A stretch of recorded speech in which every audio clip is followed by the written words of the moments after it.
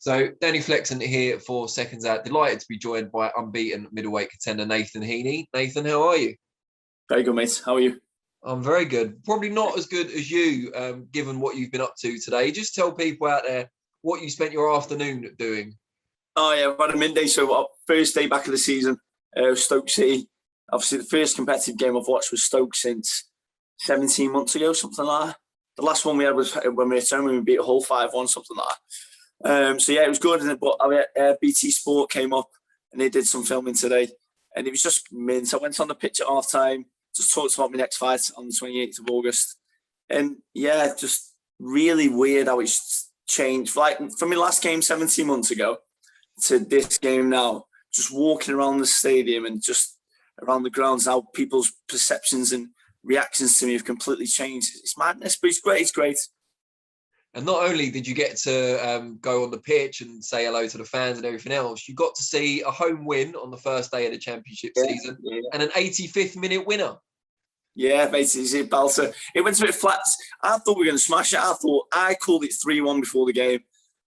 But we when they drew, the two goals that we let him were a bit sloppy, but went a bit flat in the second half. But then you have to pull it away, and Sam Surridge got his debut goal. Perfect. And he only joined a few days ago, didn't he? Yeah, he did, mate. Yeah, so incredible on the line. But it's Mario Vrankic from Norwich, mate. He is something else, and he just let the ball roll through, and that Sam pulled back and just scored a great goal. So it was good. Oh, so it was a perfect end to a perfect day by the sound of it. Perfect, mate. Perfect. Now, you talked about your fight there on the 28th of August. 28th of August in Birmingham. I've heard from a source who will remain nameless that you've already sold something like 1,500 tickets and that you might need some more. Yeah, well, yeah. So, yeah, I've essentially sold 1,500 tickets. Yeah, I had 40 before the game, but I had 40 left. I've sold 1,460 tickets, but I've got 60 tickets, sorry. So I've got 40 tickets left. But I've got a few messages since the Stoke game that I need to get through. So they're most likely going to sell as well. So yeah, 1,500. I think I'm gonna keep it at that, to be honest, because it's been a lot of graft, obviously connecting with everyone and so on. But yeah, I think we could do a few more, but I think 1,500 is perfect. Is that a personal best? Yeah. I think the most I've done before was at the King's Hall in Stoke, and that I did 775 then. So that was at the King. Yeah, so I did 775 then. But then obviously, my next fight was behind closed doors, so I couldn't do any tickets then. And then the one after that was at Telford, and I was limited capacity, so I took 60% of the capacity there, so I had 600. But I remember telling Frank Warren at the time, if the tickets were available, I could have taken 1,500, and I said that at the time. But now, fast forward to now, and I have sold 1,500. But if we didn't have Fulham away, I think I would have sold 2,000, like comfortably, which is crazy, absolutely crazy. Because I'm not even the main boy on there, like, do you know what I mean? But I'm the unofficial headliner just because of the support that I've got. How do you kind of explain it? We already know why you've got such a big fan base, but how has it grown from a year, 2 years ago to where it is now? I think it's the Stokies themselves, mate. It's the atmosphere that they create. Obviously, people follow me first because obviously they just like me. I'm from Stoke and I represent Stoke well. But I think they sell themselves now. Just the atmosphere is that good. Anyone that was at the Telford International Centre last time, like Carl Franson, give a lot of praise for us in terms of how loud we were. And there's people all over the place now that want to just be part of that atmosphere. That's brilliant. It is unique. The atmosphere is unique. I remember speaking to, I think it's Oscar Bevis, I think it was. And I said, like, person, I've got like the loudest support in the country. Granted, there was only 360 that went to Birmingham the first time. But honestly, this 1,500 are going to sound unreal. And do you know who your opponent's going to be for the 28th? No, it's gone back and forth. I've had a few names put out there. I had a Mexican sorted on the Monday, but I think Wednesday they went red listed. So now it's gone completely thingy. So they're looking for a new opponent now. And all I said is I wanted a decent lad. So they're doing the best for me now to get that sorted. But imagine you've sold that amount of tickets with no opponent named. Imagine you get a British title fight. And that's the reality of it. It's crazy. Like, I sold 1,000 tickets over the weekend. When I first released the tickets on Saturday, I was a bit worried because thinking, are people going to come? Because you just don't know, do you? Yeah. Like, but yeah, I sold 1,000 tickets over the weekend. No opponent announced. Just literally just me on a poster. And like you say, if there was a real title fight there, a big name, what would happen then? It's madness. It's utter madness. Oh, that's brilliant. Talking of big names, what is your path now? What do you see it as? Obviously, 28's foremost in your mind, but after that, English, British titles, is that the idea? Well, yeah. So I mean, the board have sanctioned me and River Wilson for the English title. So I told Errol straight away, that was my manager. I said, get me straight on. It makes sense. English, British, and so on. But it's just a matter of what Frank Warren and that have got in their mind, because I think it's a great fight. But it's just what their plans are, whether they want me to fight for an international title in the meantime, because I know they've got me lined up for future shows. So, and at the end of the day, they know what they're doing with me. So I'll leave their guidance to them. Well, I imagine they want to get you out as often as possible, not being funny, but yeah, well, yeah, possibly. But with me, they're incredible. My supporters are, so they are going to want. But at the same time, I don't want to. My guys are spending a lot of money to obviously go out, spend money for the tickets, travel, this and that. And I still want to make sure that I'm not taking the mick in that regard. I could fight every single bloody month, but I still need to think about my people as well in terms of what they're spending when it comes to the fights. So I'll still make sure they're spaced out properly. Why is it you're attracted to that English title fight? Apart from the title itself, why do you think styles will mesh to create a good fight? I mean, well, we've done some sparring before, so it's been pretty even, to be fair.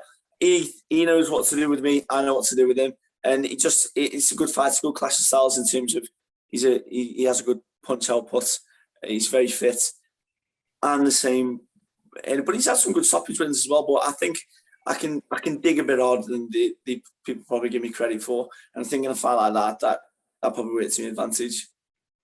And what about if it ends up, well, it doesn't even have to be somewhere that local to you because your fans have shown they're willing to travel, but how much of a difference does that support make, do you think? If in a close fight, do you think it can push you that extra mile?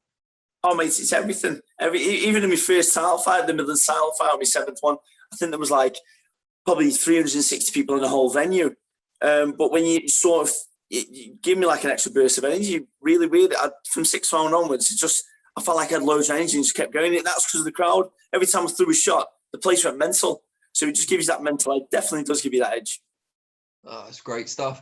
So that, and then maybe British afterwards. I know obviously Felix Cash won that recently, but if he goes for the European or whatever their plans are, I don't see him holding on to it for particularly long. No. Well, yeah, it's just seeing what they want to do with me in terms of who they want me to fight, if they feel I'm ready for certain people. And see how it goes. But the British title is my ultimate goal. So, in the short term ultimate goal, if I won the British title, I could just retire a happy man, to be honest. but obviously, there's going to be steps to that level.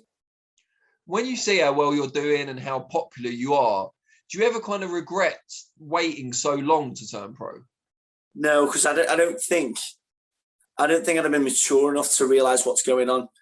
Like, it almost would have felt like I deserved everything that's... Not that I don't feel like I don't deserve what's happening, but when you're younger, you feel like you should be signed by Frank Warren. You should be on this kind of show. You should have this kind of following. And it's only when it doesn't happen and you've grafted your life in the amateur scene and you get older and you've got a proper job and this and that you realise how much you appreciate it. If I'd had this at the age of, say, 24, I don't think I'd appreciate it half as much. And I wouldn't have... Yeah, and I'm still fine. I'm definitely the fittest I've ever been in my life, boxing wise, and I've still got another 2 good years in me, I believe. So it might be late, but it's better late than never. No, definitely. And what about the fan base side of things? How much more can that grow? Is there a ceiling there? I don't know. The only ceiling is the venues that we're in, really. Like obviously the people are travelling down to Birmingham this time, so it's an hour away from Stoke. It's not like it's local. They're travelling down there, so there's 1,500 going there. Like I say, if Stoke weren't in Fulham in London, there easily would have been another 500 people that would have gone easily. But then it's just a matter of, like, say, when the title fights come and I'm a proper headliner, like I'm a real feature of the shows, I think we'd sell like, I think we'd be doing 3,000-4,000 tickets to go to Birmingham Arena, Manchester Arena, and then keep building that up again. And then ultimately, my ultimate goal is obviously fights at the Bet 365. And if it keeps going, there's no reason why that can't happen. How many does it hold? Oh, it holds 30,000. But when I was looking at the pitch today, I was thinking, bloody hell, you could get another 10,000 on the pitch most likely.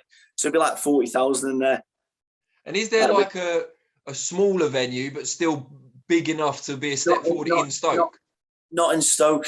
That's the only issue. They've been talking about building an arena in Stoke for the last decade, which is just a shame they haven't done it, because it would have been perfect now, because we could have just sold the place out. But I mean, the King's Hall holds about 1,300, but it's not. It's just not what I mean. It'd be a great venue like the York Hall kind of thing, a really intimate kind of thing.